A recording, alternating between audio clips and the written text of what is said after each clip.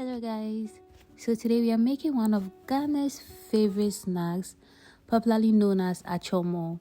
It is also known as Chinchin in some other African countries. This recipe requires no addition of milk or eggs, but trust me, you're going to absolutely love the outcome regardless.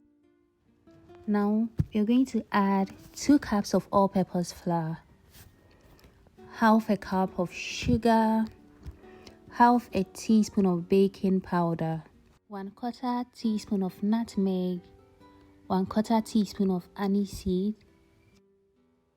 and half a teaspoon of salt. You're going to mix that till it is nicely combined. You're going to also go in with half a teaspoon of vanilla essence and 2 tablespoons of margarine.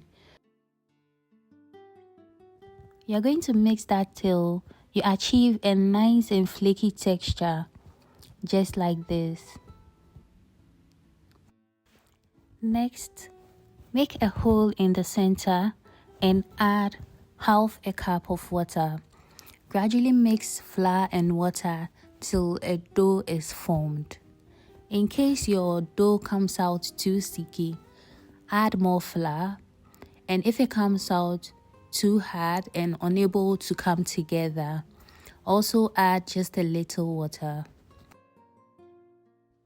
Then wrap it in a plastic wrap for about 20 minutes so that the gluten can relax nicely before cutting to desired shape or size. 20 minutes is up and it's time to roll our dough. But first, dust your working surface with some flour and give that a nice spread. As you can see, my work surface is very small, so I'm going to divide my dough into sizable portions so that I can work with it well. Don't forget to dust your rolling pin as well. Very important key to note. So here you can see that I'm kneading the flour for a couple of minutes, and then I'm going to go ahead to roll it out. So now the thinner you roll the dough, the crunchier the outcome will be. So to get that cubic achormor shape, you have to first cut vertically across your dough and later horizontally as well.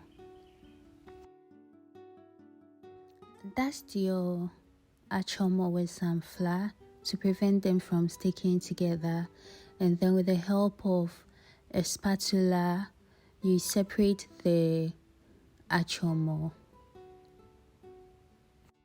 Then we are going to go ahead and deep fry our achormor.